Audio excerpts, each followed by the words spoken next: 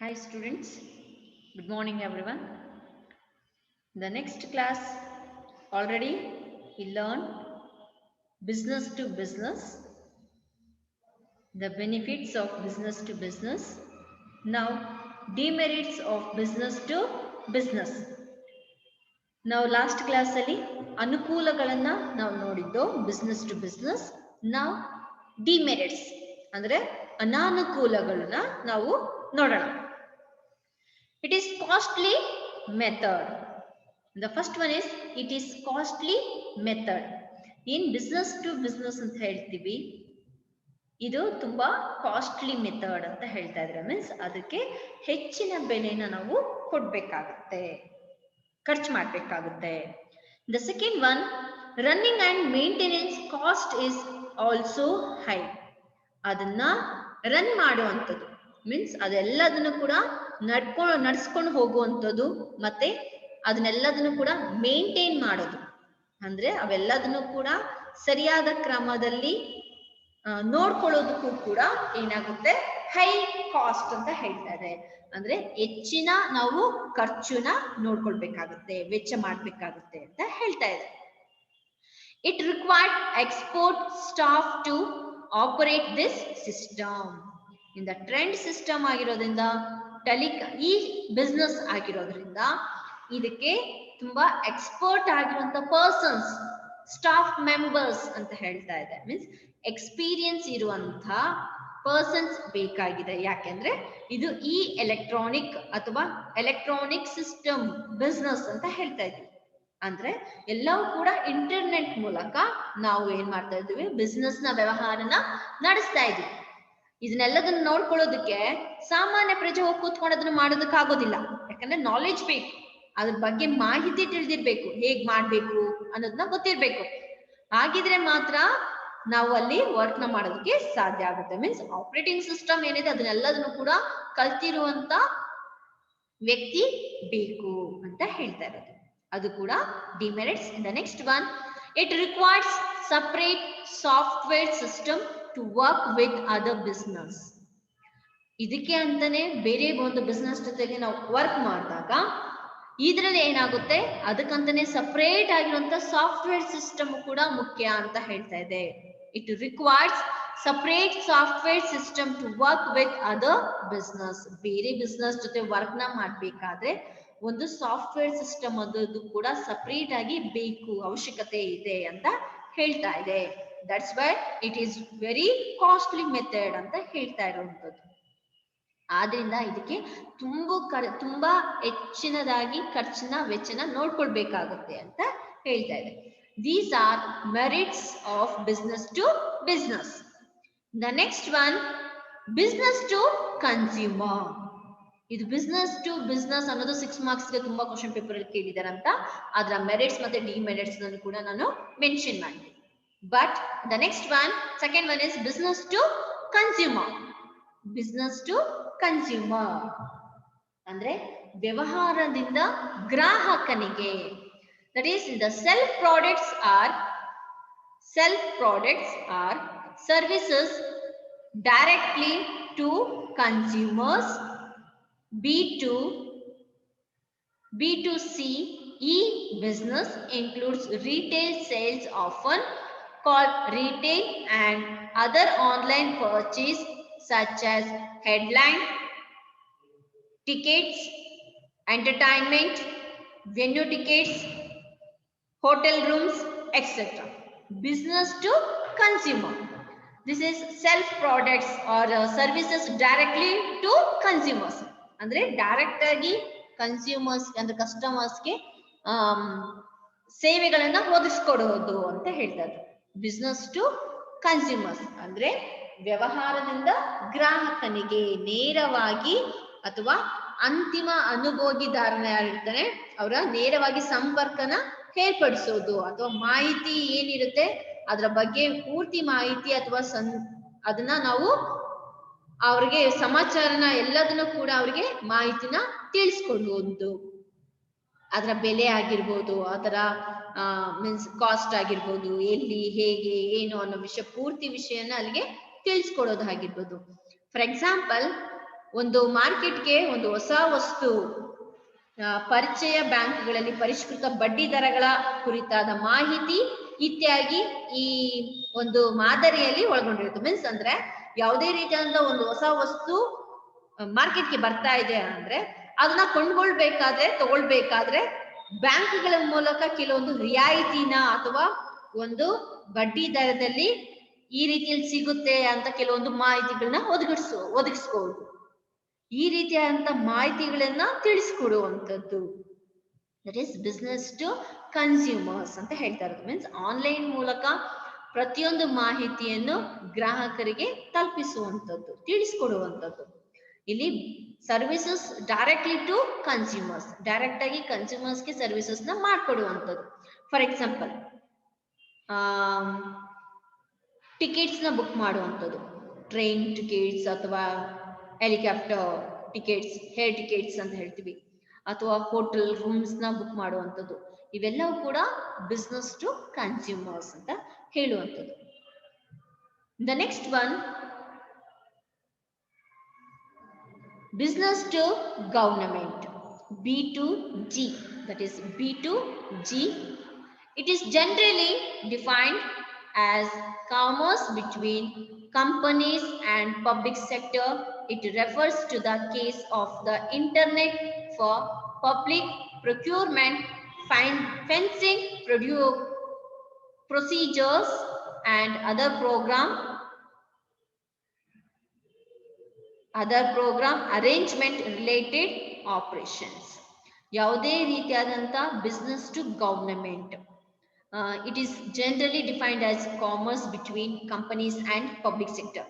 ಒಂದು ಕಂಪನಿ ಮತ್ತೆ ಒಂದು ಪಬ್ಲಿಕ್ ಸೆಕ್ಟರ್ ನಡುವೆ ಇರುವಂತಹ ಒಂದು ವ್ಯಾಪಾರ ಅಂತ ಹೇಳ್ತೀವಿ. ಅಂದ್ರೆ ಇದು ವ್ಯವಹಾರದಿಂದ ಗವರ್ನಮೆಂಟ್ಗೆ ಯಾವ ರೀತಿ ಅಂತ ಹೇಳುವಂಥದ್ದು. ಇಲ್ಲಿ ಪ್ರತಿಯೊಂದು ಸೆಕ್ಟರ್ಸ್ಗೂ ಕೂಡ ಅದರದೇ ಆದಂತ ನೆಟ್ವರ್ಕ್, ಇಂಟರ್ನೆಟ್ ಇರುತ್ತೆ. ಅದ್ರ ಮೂಲಕ ಏನ್ ಮಾಡುವಂಥದ್ದು, ವ್ಯವಹಾರನ ನಡೆಸುವಂಥದ್ದು. ಮೀನ್ಸ್ ಅದರದೇ ಆದಂತ ಕೆಲವೊಂದು ಪ್ರೊಸೀಜರ್ಸ್ ಇರುತ್ತೆ. ಆ ಪ್ರೊಸೀಜರ್ಸ್ ಮೂಲಕ ಪ್ರತಿಯೊಂದು ಪ್ರೋಗ್ರಾಮ್ಸ್ಗೂ ಕೂಡ ರಿಲೇಟೆಡ್ ಆಗಿರುವಂತ ಪ್ರೊಸೀಜರ್ಸ್ ಇರುತ್ತೆ. ಆ ಪ್ರೊಸೀಜರ್ಸ್ ಮೂಲಕ ನಡೆಸುವಂಥದ್ದು.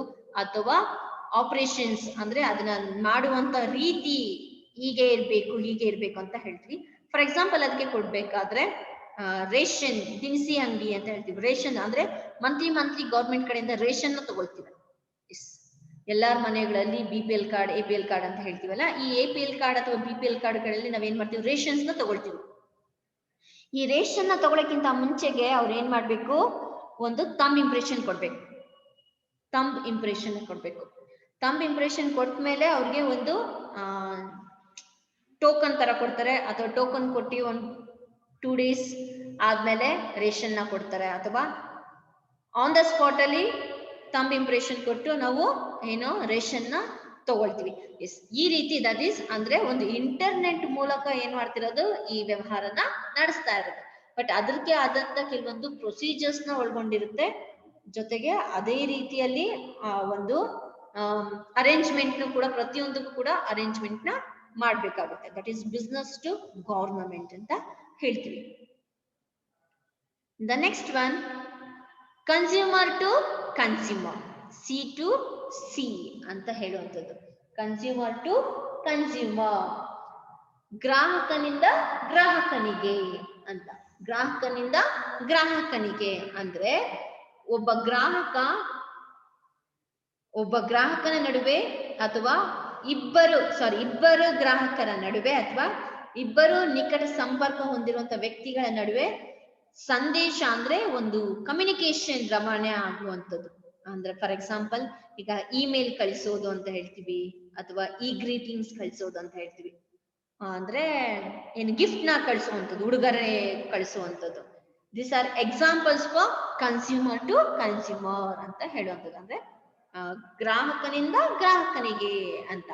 ಅಂದ್ರೆ is simply the commerce between private individuals or consumers. This type of e-commerce is characterized by the growth of electronic market analysis online actions. the online ಮುಖಾಂತರ they going to do the some work. ಅಂದ್ರೆ ಈ online ಮೂಲಕ ಏನ್ ಮಾಡ್ತಾರೆ, ಅವ್ರದೇ ಆದಂತ ಕೆಲವೊಂದು ಕೆಲಸಗಳನ್ನ ಮಾಡ್ಕೊಳ್ಳುವಂಥದ್ದು. ಈಗ ಕೆಲವೊಂದು ಇಮೇಲ್ ಏನೋ ಒಂದು ಕಳಿಸ್ಬೇಕು, ಲೆಟರ್ನ ಕಳಿಸ್ಬೇಕು, ನಾವೇನ್ ಮಾಡ್ತೀವಿ, ಇನ್ನೊಬ್ಬ ಪರ್ಸನ್ಗೆ ಇಮೇಲ್ ನ ಕಳಿಸುವಂಥದ್ದು. ಇಂಡಿವಿಜುವಲ್ ಆಗಿ ಆದ್ರೂ ಕಳಿಸ್ಬೋದು, ಅಥವಾ ಇಂದ ಏನು ಒಂದು ಗ್ರೂಪ್ ಅಲ್ಲಾದ್ರೂ ನಾವು ಅದನ್ನ ಕಳಿಸಬಹುದು. Means the consumers this type of e-commerce is characterized by the growth of electronic market. ಇದರಿಂದ ಏನಾಗುತ್ತೆ, ಒಂದು ಎಲೆಕ್ಟ್ರಾನಿಕ್ ಮಾರ್ಕೆಟ್ ಅಂತ ಹೇಳ್ತಿದ್ವಿ, ಏನು ಈ ಮಾರ್ಕೆಟ್ ಅಂತ ಹೇಳ್ತಿದ್ವಿ, ಇದನ್ನ ಅನಲೈಸ್ ಮಾಡ್ಕೊಂಡು, ಮೀನ್ಸ್ ಇದ್ರ ಮೂಲಕ ಹೇಗೆ ಕಳಿಸ್ಬೋದು, ಇದರಿಂದ ಎಷ್ಟು ಟೈಮ್ ನ ನಾವು ಕನ್ಸ್ಯೂಮ್, ಅಂದ್ರೆ ಇಲ್ಲಿ ಇದರಿಂದ ಟೈಮ್ ಸೇವ್ ಮಾಡ್ಕೊಳ್ತೀವಿ. ಜಸ್ಟ್ ಒಂದು ಲೆಟರ್ ಕಳಿಸ್ಬೇಕು, ಇಮೇಲ್ ಮೂಲಕ ಕಳಿಸ್ಬಿಟ್ರೆ ಅದು ಹೊಟ್ಟೋಗುತ್ತೆ, ಟೈಮ್ ವೇಸ್ಟ್ ಆಗೋದಿಲ್ಲ, ಟೈಮ್ ನ ಸೇವ್ ಮಾಡ್ಕೊಳ್ತೀವಿ. ಆದ್ರೆ ಪ್ರತಿಯೊಂದನ್ನು ಕೂಡ ಅನಲೈಸ್ ಮಾಡಬೇಕು, ಪರಿಶೀಲನೆ ಮಾಡಿರ್ಬೇಕು ಅಂತ ಹೇಳ್ತಿರೋದು. ಅದ್ರ ಮೂಲಕ ಏನ್ ಮಾಡ್ಬೇಕು, ನಾವು ಆಕ್ಷನ್ ನ ತಗೊಳ್ಬೇಕಾಗುತ್ತೆ. That is C to C, consumer to consumer ಅಂತ ಹೇಳುವಂಥದ್ದು. ಇಲ್ಲಿ ಒಂದು ವ್ಯವಹಾರ ಒಂದು ಪ್ರೈವೇಟ್ ಇಂಡಿವಿಜುವಲ್ ಆಗಿ ಆದ್ರೂ ಮಾಡುತ್ತೆ, ಅಥವಾ ಒಂದು ಕನ್ಸ್ಯೂಮರ್ ನಡುವೆ ಮಾಡುತ್ತೆ, ಅಥವಾ ಕನ್ಸ್ಯೂಮರ್ ಟು ಕನ್ಸ್ಯೂಮರ್ ಅಂತ ಒಬ್ಬ ವ್ಯಕ್ತಿ ಇನ್ನೊಬ್ಬ ವ್ಯಕ್ತಿ ಇಬ್ಬರ ನಡುವೆ ನಡೆಯುವಂತ ಒಂದು ಕಮ್ಯುನಿಕೇಶನ್ ಅಂತ ಹೇಳ್ತೀವಿ. The next one, mobile commerce, M commerce ಅಂತ ಹೇಳ್ತೀವಿ. That is mobile commerce.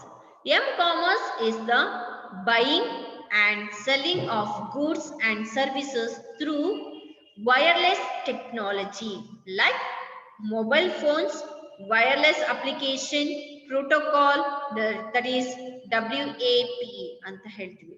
Means ಪ್ರತಿಯೊಬ್ಬ ವ್ಯಕ್ತಿನೂ ಕೂಡ ಒಂದು ವಸ್ತುಗಳನ್ನ ಪರ್ಚೇಸ್ ಮಾಡಬೇಕು, ಸೇಲ್ ಮಾಡಬೇಕು ಅಂತ ಹೇಳ್ತಾನೆ ಇರ್ತಾರೆ. ಹೌದಾ? ಪರ್ಚೇಸ್ ಮಾಡೋದು, ಸೇಲ್ ಮಾಡೋದು ಇದೆಲ್ಲವೂ ಕೂಡ ಒಂದು ಕೆಲಸ ಆಗೋಗಿದೆ. ಪ್ರತಿದಿನ ತಗೊಳ್ತಾ ಇರ್ಬೇಕು, ಮಾಡ್ತಾ ಇರ್ಬೇಕು ಅಂತ. ಮೀನ್ಸ್ ಪ್ರತಿಯೊಬ್ಬ ಪರ್ಸನ್ ಕೂಡ ವ್ಯವಹಾರದಲ್ಲಿ ತೊಡಗಿರ್ತಾನೆ. He going to buy and selling of goods and services through wireless technology. Through wireless technology ಗೆ ಇಲ್ಲಿ ಎಕ್ಸಾಂಪಲ್ ಅವರೇ ಕೊಡ್ತಾ ಇದ್ದಾರೆ. That is mobile phone. Mobile phone ಮೂಲಕ ನಾವು ಏನ್ ಮಾಡ್ತಾ ಇದೀವಿ, ಪ್ರತಿಯೊಂದು ವಸ್ತುನು ಕೂಡ ಪರ್ಚೇಸ್ ಮಾಡ್ತಾ ಇರೋದು. ಆನ್ಲೈನ್ ಅಂದ್ರೆ ಮೊಬೈಲ್ ಮೂಲಕ, ಆನ್ಲೈನ್ ಇಂಟರ್ನೆಟ್ ನ ಯೂಸ್ ಮಾಡಿ ಆನ್ಲೈನ್ ಮೂಲಕ ನಾವು ನಮಗೆ ಬೇಕಾಗಿರುವಂತ ವಸ್ತುನ ಕುಳಿತ ಜಾಗದಲ್ಲೇ ನಾವು ಪರ್ಚೇಸ್ ಮಾಡುವಂಥದ್ದು. ಆರ್ಡರ್ ಮಾಡ್ತೀವಾ, ಕೆಲವೇನೋ ಒಂದು ಇಮಿಡಿಯೇಟ್ ಆಗಿ ಬೇಕಪ್ಪ, ಆರ್ಡರ್ ಮಾಡ್ತೀವಿ, ವಿತಿನ್ ಎ ಟೈಮ್ ಬರುತ್ತೆ. ಹೌದಾ? ಇಲ್ಲಾಂದ್ರೆ ಟೈಮ್ ತಗೊಳುತ್ತೆ. ಅದರಲ್ಲೂ ಕೂಡ ನಮ್ಗೆ ಚಾಯ್ಸಸ್ ಅನ್ನೋದು ಸಿಗುತ್ತೆ. ಕಂಪನಿ ಪ್ರಾಡಕ್ಟ್ ನ ನಾವು ಜೊತೆಗೆ ವಿತ್ ಇನ್ಫಾರ್ಮೇಶನ್ ಕೂಡ ಸಿಗುತ್ತೆ. ಇಂಥ ಪ್ರಾಡಕ್ಟ್, ಅದರ ಕಾಸ್ಟ್, ಅದರ ಕಲರ್, ಅದರ ಸೈಜ್, ಪ್ರತಿಯೊಂದು ಡೀಟೇಲ್ಸ್ ಕೂಡ ಅಲ್ಲೇ ನಮ್ಗೆ ತೋರಿಸುತ್ತೆ. ದಟ್ ಈಸ್ WAP ಅಂದ್ರೆ ವೈರ್ಲೆಸ್ ಅಪ್ಲಿಕೇಶನ್ ಪ್ರೋಟೋಕಾಲ್ ಅಂತ ಹೇಳ್ತಾ ಇರೋದು. Means wireless application protocol, WAP.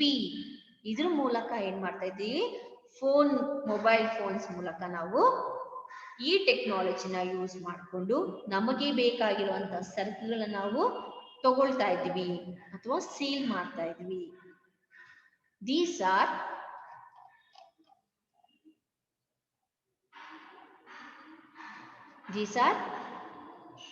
the e-business. ಏನು ಒಂದು ಮಾಡರ್ನ್ ಬಿಸ್ನೆಸ್ ಅಂತ ಹೇಳ್ತಾ ಇದೀವಿ. Means trend, e-business trends, the recent trends in marketing ಅಲ್ಲಿ ಈ ಬಿಸ್ನೆಸ್ ಅಲ್ಲಿ ಬರುವಂತ 5 ಮಾಡೆಲ್ಸ್ ಅಂತ ಹೇಳ್ತೀವಿ. ದ ಡಿಫರೆಂಟ್ ಮಾಡೆಲ್ಸ್ ಅಲ್ಲಿ 5 ಮಾಡೆಲ್ಸ್ ನಾವು ನೋಡ್ತೀವಿ. ದ 5 ಮಾಡೆಲ್ಸ್ ಅಲ್ಲಿ business to business, business to consumers, business to government, consumer to consumer, mobile commerce or M commerce. ಈ 5 ಕೂಡ ನಾವು ನೋಡ್ತೀವಿ. The next topic, telemarketing. The next topic is telemarketing. the ಕನ್ನಡದಲ್ಲೂ ಕೂಡ ಅದು ಟೆಲಿಮಾರ್ಕೆಟಿಂಗ್ ಅಂತಾನೆ ಬರುತ್ತೆ. telemarketing. The telemarketing is a method of direct marketing in which a salesperson the prospective customers to buy products or services either over a phone or through a subsequent face to face. The telemarketing ಅಂದ್ರೆ mobile ಮೂಲಕ direct ಆಗಿ ಒಂದು ವಸ್ತುವಿನ ಬಗ್ಗೆ ಪೂರ್ತಿ information ನ ಕೊಡುವಂಥದ್ದು. Sale person ಅಂದ್ರೆ ಒಬ್ಬ ಸೇಲ್ ಪರ್ಸನ್ ಏನ್ ಮಾಡ್ತಾನೆ, ಪೂರ್ತಿ ಡೀಟೇಲ್ಸ್ ನ ಪ್ರಾಸ್ಪೆಕ್ಟಿವ್ ಕಸ್ಟಮರ್ಸ್, ದ ಪ್ರಾಸ್ಪೆಕ್ಟ್ ಅಂತ ಹೇಳಿದ್ರೆ ಪೂರ್ತಿ ಮಾಹಿತಿನ ಕಸ್ಟಮರ್ಸ್ಗೆ ಒಂದು ಪ್ರಾಡಕ್ಟ್ ಬಗ್ಗೆ ಪೂರ್ತಿ ಮಾಹಿತಿನ ಕೊಡುವಂಥದ್ದು. ಅದು ಫೋನ್ ಮೂಲಕ ಆದ್ರೂ ಆಗಿರ್ಬೋದು, or the through a subsequent face to face. ಈಗ ಮನೆಗಳ ಹತ್ರ ಬರ್ತಾರೆ, ಸೇಲ್ಸ್ ಮ್ಯಾನ್ ಅಂತ ಬರ್ತಾರೆ, ಅವ್ರು ಏನ್ ಮಾಡ್ತಾರೆ, ಮನೆಗಳ ಹತ್ರನೇ ನಿಂತ್ಕೊಂಡು ನಮ್ಗೆ ಪೂರ್ತಿ ಮಾಹಿತಿನ ಕೊಡ್ತಾರೆ. ಮೀನ್ಸ್ ಆ ಪ್ರಾಡಕ್ಟ್ ಹೇಗೆ ಯೂಸ್ ಮಾಡ್ಬೋದು, ಏನ್ಗೆಲ್ಲ ಉಪಯೋಗ ಆಗುತ್ತೆ ಅನ್ನೋದ್ರ ಬಗ್ಗೆ ಪೂರ್ತಿ ಇನ್ಫಾರ್ಮೇಶನ್ ನ ಹೇಳ್ತಾರೆ. ದಟ್ ಈಸ್ ಟೆಲಿಮಾರ್ಕೆಟಿಂಗ್ ಅಂತ ಹೇಳ್ತಾರೆ. This one is the telemarketing is A method of direct marketing. ಇದು ಒಂದು ರೀತಿ ಡೈರೆಕ್ಟ್ ಮಾರ್ಕೆಟಿಂಗ್ ಆಗುತ್ತೆ. ಇದು ಕೂಡ ಒನ್ ಆಫ್ ದ ಮೆಥಡ್ ಅಂತ ಹೇಳ್ತಾರೆ. The telemarketing also they having some advantages. The first advantage, the telemarketing is less expensive compared to most other forms of selling. ಏನ್ ಬೇರೆ ಬೇರೆ ರೀತಿಯಾದಂತ ಒಂದು ಮೆಥಡ್ಸ್ ಇದೆ, ಅದೆಲ್ಲದೂ ಕೂಡ ಈ ಒಂದು ಟೆಲಿಮಾರ್ಕೆಟಿಂಗ್ ಗೆ ನಾವು compare to this one telemarketing is very less expensive ಅಂತ ಹೇಳ್ತಾ ಇದ್ದಾರೆ. ಬೇರೆ ರೀತಿಯಾದಂತ ಸೆಲ್ಲಿಂಗ್ ಆಫ್ ಪ್ರಾಡಕ್ಟ್ ಏನ್ ಮೆಥಡ್ಸ್ ಇದೆ ಇವೆಲ್ಲದಕ್ಕಿಂತ ಟೆಲಿಮಾರ್ಕೆಟಿಂಗ್ ಏನಿದೆ ಇದಕ್ಕೆ ನಾವು ಖರ್ಚು ಏನ್ ಮಾಡ್ತೀವಿ ಅದು ತುಂಬಾ ಕಡಿಮೆ ವೆಚ್ಚವನ್ನ ತಗೊಳುತ್ತೆ ಅಂತ ಹೇಳ್ತಾ ಇರುವಂತದ್ದು. The second one is the provide a more interactive and personal sales services. ಇಲ್ಲಿ ಪ್ರತಿಯೊಬ್ಬ sale person they going to give more interactive, persons ನ ಇಂಟರಾಕ್ಟಿವ್ ಮಾಡ್ತಾರೆ, ಜೊತೆಗೆ ಪರ್ಸನಲ್ ಕೇರ್ ನ ತಗೊಳ್ತಾರೆ. ಮೀನ್ಸ್ ಪ್ರತಿಯೊಬ್ಬ ಸೇಲ್ ಮ್ಯಾನು ಕೂಡ ಏನ್ ಪ್ರಾಡಕ್ಟ್ಸ್ ತಗೊಂಡೋಗಿರ್ತಾವೆ ಎಲ್ಲದನ್ನು ಕೂಡ ಸೇಲ್ ಮಾಡ್ಬೇಕು ಅಂತ ಇಂಟೆನ್ಷನ್ ನ ಇಟ್ಕೊಂಡಿರ್ತಾನೆ. ಅವರು ಪರ್ಸನ್ ನ ಭೇಟಿ ಆದಾಗ ಆ ಪರ್ಸನ್ ನ ಇಂಟರಾಕ್ಟ್ ಮಾಡುವಂಥದ್ದು, ಮೀನ್ಸ್ ಅಟ್ರಾಕ್ಟ್ ಮಾಡ್ತಾರೆ. ಅವ್ರಿಗೆ ಪೂರ್ತಿ ಮಾಹಿತಿನ ಈಗಲ್ಲ ಹಾಗೆ ಯೂಸ್ ಮಾಡ್ಬೋದು, ಹೀಗೆ ಯೂಸ್ ಮಾಡ್ಬೋದು, ಇದರಿಂದ ಈ ರೀತಿ ಆಗುತ್ತೆ ಆ ರೀತಿ ಆಗುತ್ತೆ ಅಂತೆಲ್ಲ ಹೇಳಿ ಅವ್ರಿಗ ಏನ್ ಮಾಡ್ತಾರೆ, ತಗೊಳ್ಳುವ ರೀತಿಯಲ್ಲಿ ಅವ್ರನ್ನ ಕನ್ವೆ ಮಾಡ್ತಾರೆ, ಇನ್ಫಾರ್ಮೇಶನ್ ಕೊಡ್ತಾರೆ. ಅದು more interactive and personal care ನ ತಗೊಳ್ತಾರೆ. ಹೆಚ್ಚಿನ ಒಂದು ಪರ್ಸನಲ್ ನ ಕೇರ್ ನ ತಗೊಂಡು ವಸ್ತುಗಳನ್ನ ವ್ಯಾಪಾರ ಮಾಡ್ತಾರೆ. ಮೋರ್ ಇನ್ಫಾರ್ಮೇಶನ್, ಹೆಚ್ಚಿನ ಇನ್ಫಾರ್ಮೇಶನ್ ಅವರು ಕೊಡ್ತಾರೆ. The third one, generate leads and appointments. The leads and appointments ಇಲ್ಲಿ ವ್ಯಕ್ತಿಗಳಂತ ನಾವೇನ್ ಹೇಳ್ತೀವಿ, ಸೇಲ್ ಪರ್ಸನ್ಸ್, ಇವ್ರನ್ನ ಪ್ರತಿಯೊಬ್ಬ ಪರ್ಸನ್ ಕೂಡ ಅವ್ರಿಗೆ ಆದಂತ ಟ್ರೈನ್ ಅಪ್ ನ ಮಾಡ್ತಾರೆ. ಇದೇ ರೀತಿ ಮಾಡ್ಬೇಕು, ಹೀಗೆ ಮಾಡ್ಬೇಕು ಅಂತ ಅವ್ರನ್ನ ಗೈಡ್ಲೈನ್ಸ್ ನ ಕೊಟ್ಟು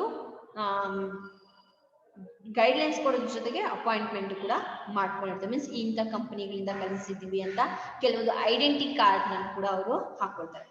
ಅಂಡ್ ರೀಚ್ ಮೋರ್ ಕಸ್ಟಮರ್ಸ್, ಇದರಿಂದ ಏನಾಗುತ್ತೆ ಅಂದ್ರೆ ಹಲವಾರು ಕಸ್ಟಮರ್ಸ್ ಅಂದ್ರೆ ಗ್ರಾಹಕರಿಗೆ ಈ ಒಂದು ಇನ್ಫಾರ್ಮೇಶನ್ ಕೂಡ ಹೋಗೋದಕ್ಕೆ, ಎಲ್ಲರಿಗೂ ಕೂಡ ಎಲ್ಲರ ಕಿವಿಗಳಲ್ಲೂ ಆ ಇನ್ಫಾರ್ಮೇಶನ್ ಹರಡೋದಕ್ಕೆ ಹೆಲ್ಪ್ಫುಲ್ ಆಗುತ್ತೆ. ಒಂದು ಲೆಸ್ ಎಕ್ಸ್ಪೆನ್ಸಿವ್, ತುಂಬಾ ಚೆನ್ನಾಗಿ ಇಂಟರಾಕ್ಟ್ ಮಾಡ್ತಾರೆ.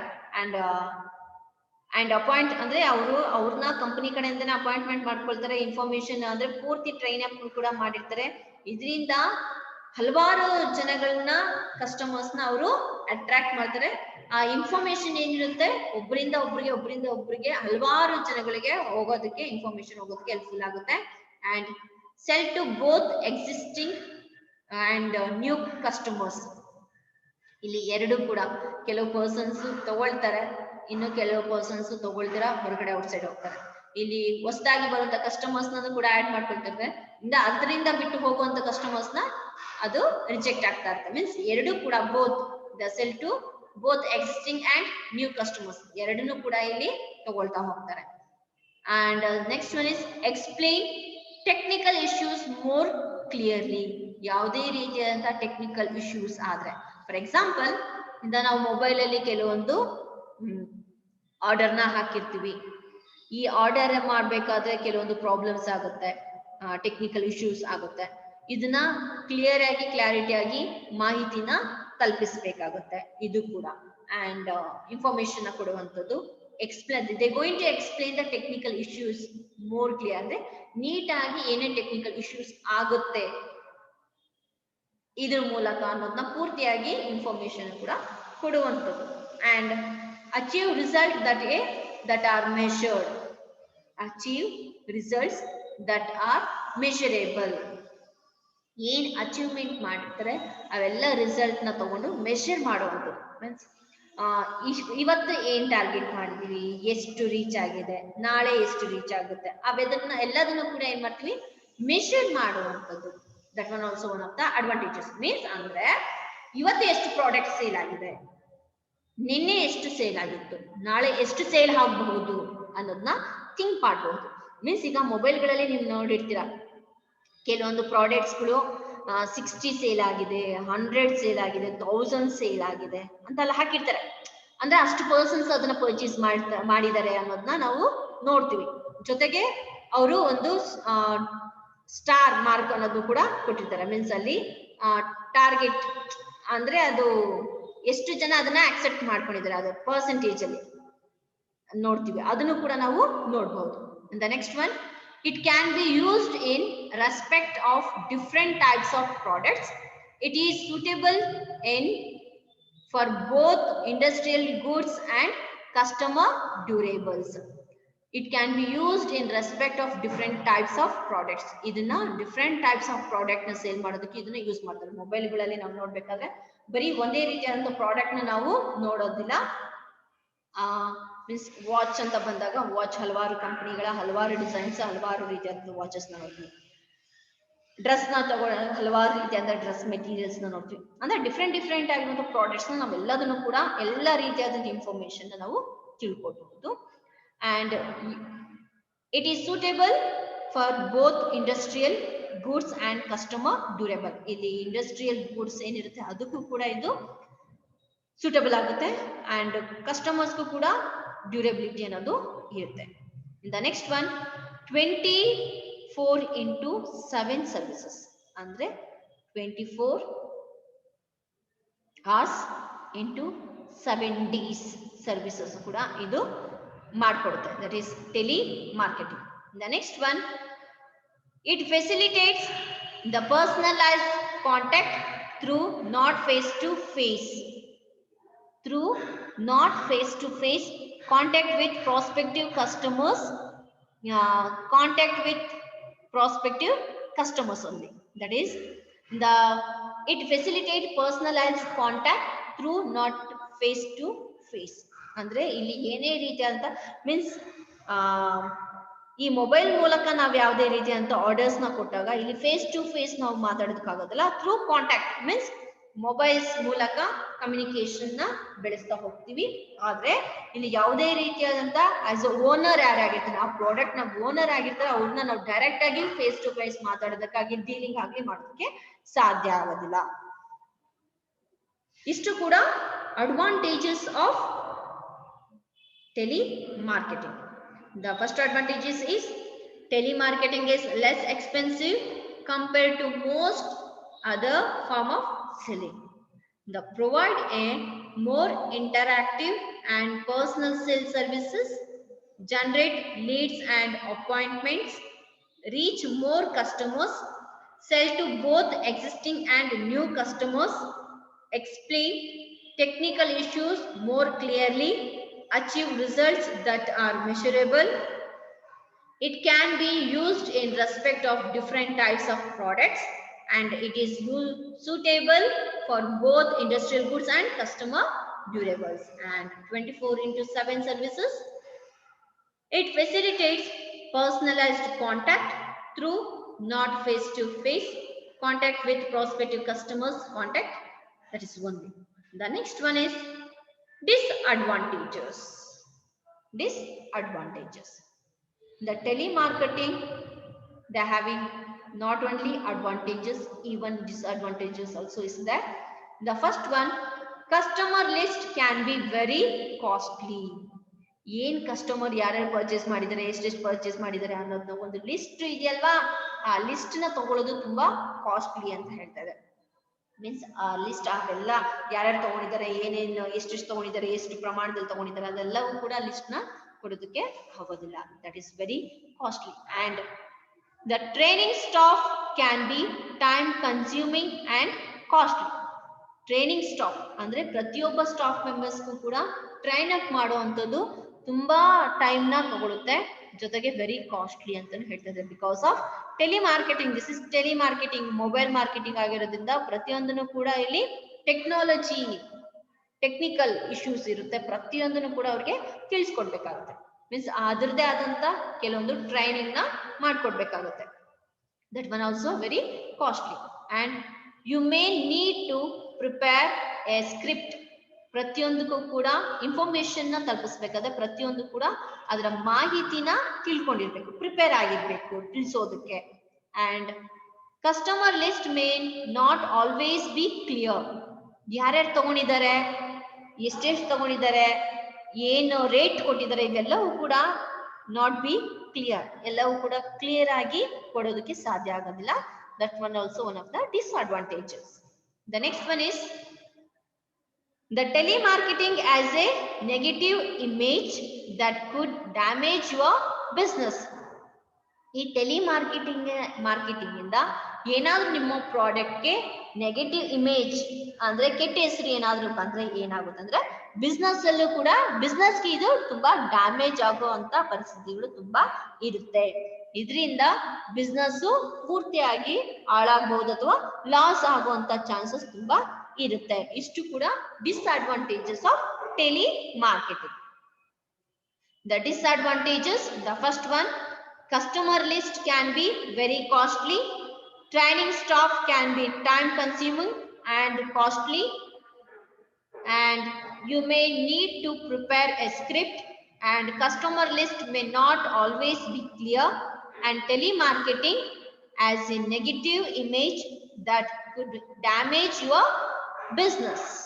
Istu kuda advantages and disadvantages of telemarketing. The telemarketing is a method of direct marketing. Is a direct marketing in which a salesperson selects prospective customers to buy products and services either over a phone or through a subsequent face-to-face. ಇಲ್ಲಿ through phones ಮೂಲಕ product ನ purchase ಮಾಡ್ತಾರೆ ಅಥವಾ sale ಮಾಡ್ತಾರೆ, ಅಥವಾ through sales man ಮುಖಾಂತರ ಪ್ರತಿಯೊಂದು information means face to face ಅಲ್ಲಿ ಏನ್ ಮಾಡ್ತಾರೆ, ಪ್ರಾಡಕ್ಟ್ ನ ಪರ್ಚೇಸ್ ಮಾಡುವಂಥದ್ದು. ಇದರಲ್ಲಿ ಪ್ರತಿಯೊಂದು ಮಾಹಿತಿನೂ ಕೂಡ ಕೊಡಲಾಗುತ್ತೆ. ದಿಸ್ ಇಸ್ ಟೆಲಿ ಮಾರ್ಕೆಟಿಂಗ್ ಅಂತ ಹೇಳ್ತೀವಿ. ಇಲ್ಲಿಗೆ ನಾನು ಇವತ್ತಿನ ಕ್ಲಾಸ್ ನ ಸ್ಟಾಪ್ ಮಾಡ್ತೀನಿ. Thank you students and take care.